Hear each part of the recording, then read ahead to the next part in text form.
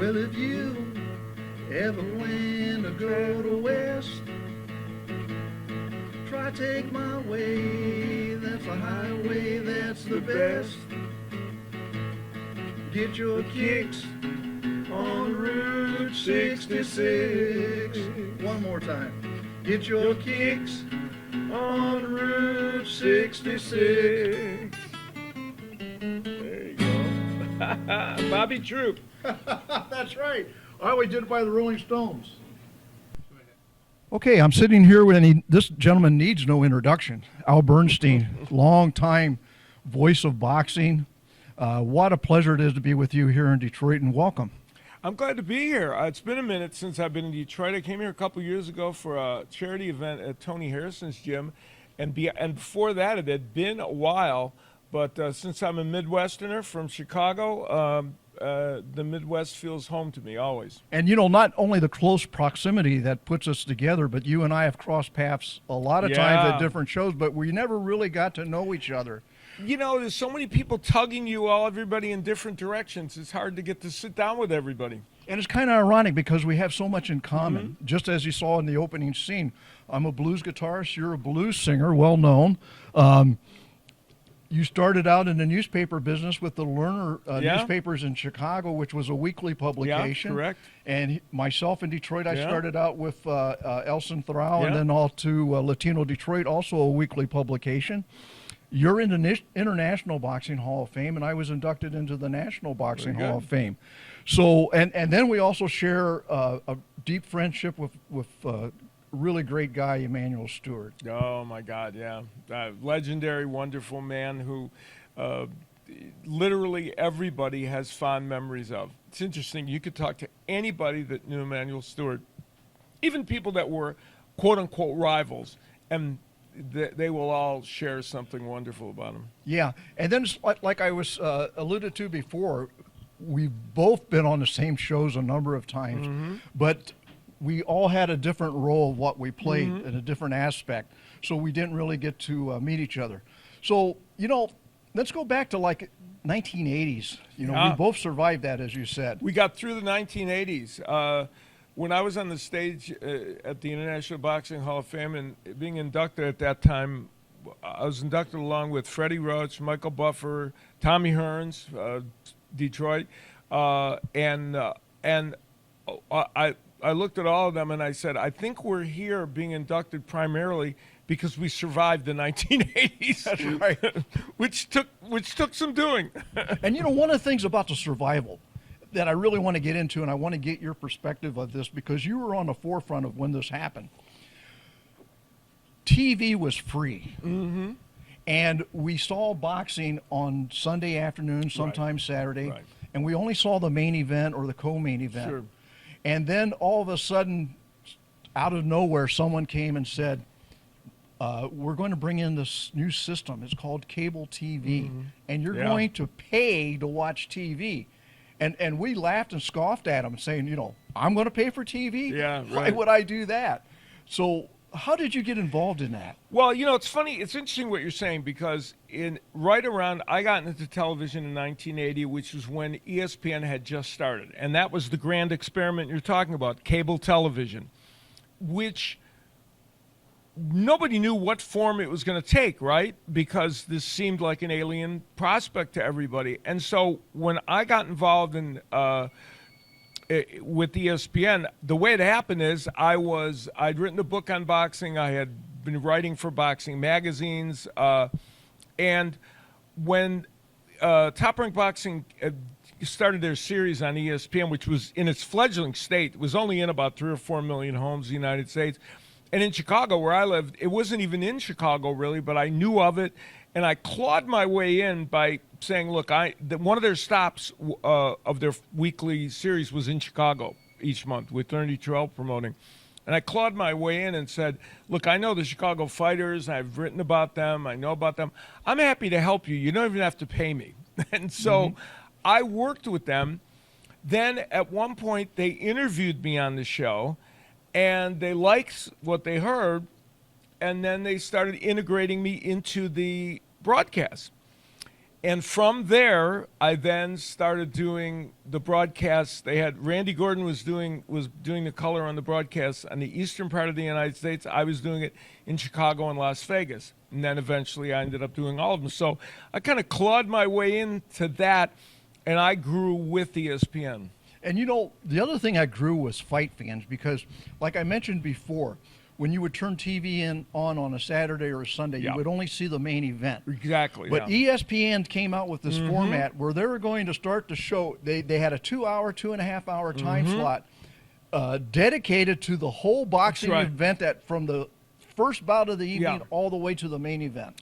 ESPN and the USA Network, which was on Tuesday nights, both of those series started essentially around the same time. And you're right. That was the part of it that was different to boxing fans. A lot of people who didn't, let's say, go to boxing matches, but watch boxing on TV, really probably were never aware of what preceded the main event. And that's a shame. Which is too bad, because there are great fights, of course.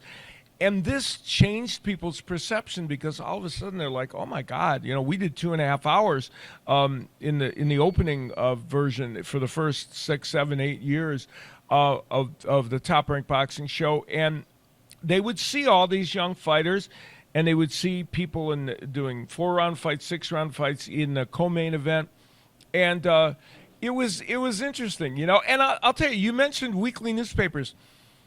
I almost felt, and that weekly newspaper is different than dailies, right? You have to do everything. You cover stories that are smaller than the stories being covered in daily newspapers. I came out of college, all my friends got jobs at daily newspapers. I became a weekly newspaper guy. The boxing on that ESPN at that time felt like an extension of doing the weekly newspaper, because I'm covering everything, even the 4-rounders. And that's a good point to be bringing up, because back then the only information that we got from boxing and we were diehard fans was Boxing Update. Remember that? Flash, and they were the state of the art. Yeah. They got the news to you a week later. Yeah, right. But man, that was the fastest that you could get, because Ring Magazine was 4 weeks, 6 weeks out. Felt like the current version of Pony Express, right? And talking about the undercard, I keep telling people when they say they're going to go to the fights, I say, just don't come to the main event. Get there at the very beginning. They go, why? And I said, take note of who is boxing on the undercard. And I can recall a time I was at Cobo Arena, and I was introduced to this boxer by his trainer and his manager, saying that he was going to be the next heavyweight champion of the world. And he was there in Detroit. I think it may have been his pro debut, may have been his second or third fight, but very early in his career, and that was Tommy Morrison. There you go. And he was, I believe, the first bout of the evening, and you know who the second bout was? James Toney. There you are. Look at that. Yeah. So look at that, and you could tell your kids, you could tell your grandkids that you got to see these two great world champions at the very beginning of their career. Yeah, that was a charming part of that. You would see people and you'd say, okay, they're ticketed for success. We've got a big show coming here on May 23rd at the Wayne Fieldhouse, and that's really why you're here in town to do the commentary on that. Have you looked at the card, and what do you think about it? Yeah, it's interesting. Jermaine Franklin, who we have a very fluid heavyweight picture now, only a week after that great fight with Usyk and Fury, and all the top heavyweights, most of them at the back end of their career in their mid to late 30s, but creating excitement in the heavyweight division. And Jermaine Franklin, who is 30, who had fought Dillian White and had a very close decision loss to him, lost a decision to Anthony Joshua, a fighter who is the right age exactly to be in the next wave of heavyweight top fighters, and he's going to be fighting Devin Vargas. Since the loss to Joshua, he has got notched one win, and he wants to get another win and start putting a couple more wins together so that he can again face a top heavyweight, because he did acquit himself well against White, and even in losing the decision to Joshua, there's no shame in that. I'm not sure. Did he also fight Danny Dubois? No, he has not You fought. have not well. fought him, No. okay. But also a younger heavyweight Yeah. that he could fight. So he's in the main event. Devin Vargas, a former amateur champion from Toledo, who's older, and he's going to have to show that he can hang in there with Franklin. But also Joshua Pagan on the card, a lightweight, against another undefeated lightweight, Roger Hilly. Joshua Pagan from Michigan, former national champion as an amateur. I will tell you, you talked about looking at a fighter and saying, okay, I can envision him down the road. Tall, 5'10", lightweight, whether he ends up staying at 135 or 140, either way, he's tall for the division. Terrific combination puncher, has some power, a very humble and dedicated young man. You could easily see Joshua Pagan becoming a major force in either of those divisions. And Roger Hilly's not someone to take No. lightly. I mean, this is agree. something that I really like agree. when I go to a boxing show, that I really like to see is two evenly matched individuals. It's important. And Pagan facing an undefeated fighter. Hilly, this is a step up for him because he had fought a lot of opponents that didn't have winning records. Then his last two fights, he stepped up a little bit, beat Bravo in his last fight. So for him, it marks a step up. And even for Pagan, or for him as well, it represents an opponent that might be the best of what he's fought. And so that, I think, is part of it. This series is a mixture, the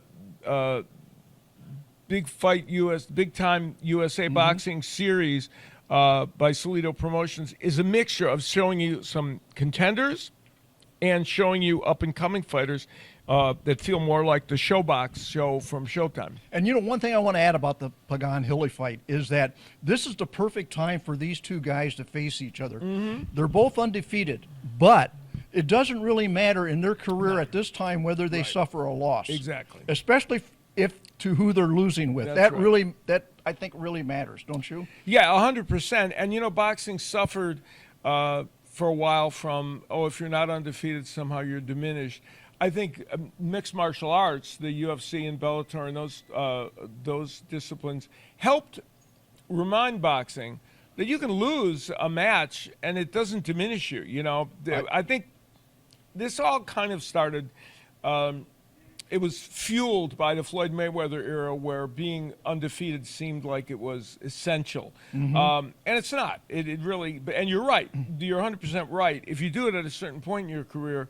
And that's really, I mentioned the Showbox series. That's exactly what that series was all about. And so many of those fighters went on to become world champions. Some of them lost their debut on Showbox. Yeah.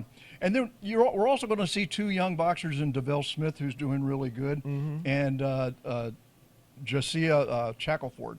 Yeah. So I think you're going to see some guys from local talent that you'll see firsthand for the first time. I think you'll really be impressed with both of them. Yeah, I'm looking forward to it, and I'm very happy to be on this series, my debut on it, and which will be broadcast on DAZN, and I'm very happy to be participating in it. And what we talked about earlier about cable TV, now we've moved into the new format called streaming. The apps with DAZN and other ones, Did you ever think in a million years that this is how boxing and this is how television was going to turn out? Yeah, a major sea shift in television sports, not just boxing, but other sports, where linear TV is also now only a part of the overall landscape, because streaming has become so big. Much of our entertainment we watch on streaming, right? I mean, that's exactly right. We don't just watch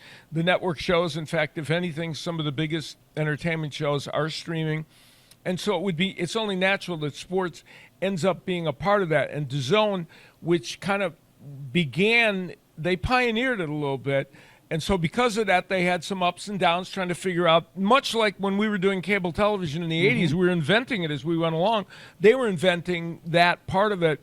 But DAZN, and then places like Netflix and Amazon Prime and those other streaming, they're involved in sports now. So we have a different platform as well. Now, I want to change the subject and ask you a question I've been dying to ask a commentator for a long time. I'll be the guinea pig. You'll be the guinea pig, and just so you know, I'm not referring to you. I've always had the utmost respect for the work that you do. You're always very professional, and you're very knowledgeable, probably the most knowledgeable commentator out there. But there are some that something will happen in the ring. Mm-hmm. The referee may do something, may not do something, like the USEC low blow incident. You know, we all went through that. Or there's a decision that they're not happy with, it, and they'll start criticizing the officiating.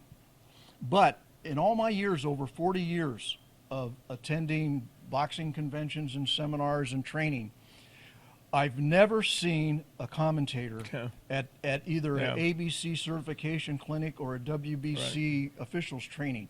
Why is that? Yeah, I think, and it's interesting you say, well, some of it to be. Oh, let me. Go ahead. No. With the exception of Colonel Bob Sheridan. Yeah, Bob would be around. Well, he often worked with those organizations doing things. Some of it is not to defend the announcers, although we can get to that broader question you're asking, which I have opinions on.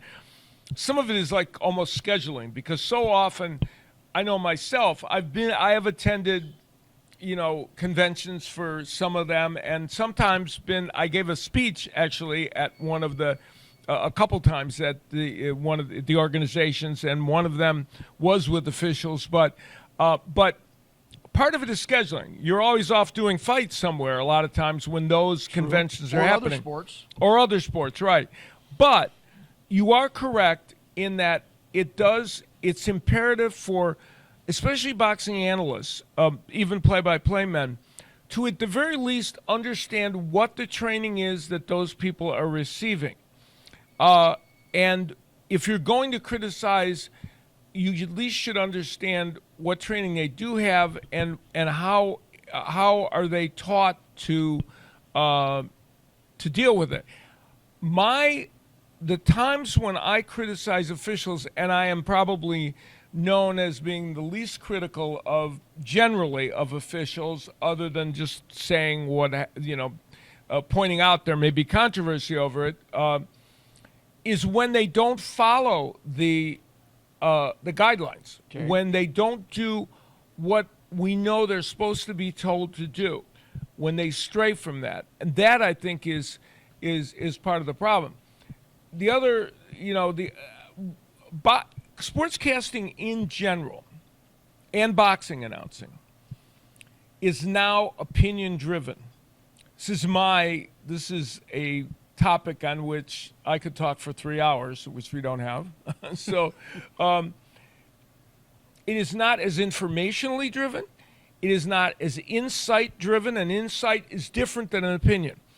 It is now opinion driven. And so there's always there is this knee-jerk reaction to immediately have an opinion on something, as opposed to reporting it, talking about the aspects of why it happened, and whether it's an official doing something that seems untoward. You can talk about it, and you can explain why some may see that as suspect and why it seems to be inappropriate, but you better also give reasons why you think that, and also talk about it in the context of the fight.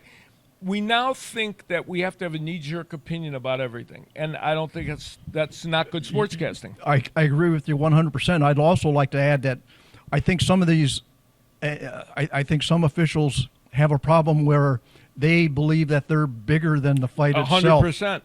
And they, one of those most, for me as an official, the number one cardinal sin of being an official is to interject yourself into the fight where you are part of the decision making of that. I think that's a mortal sin.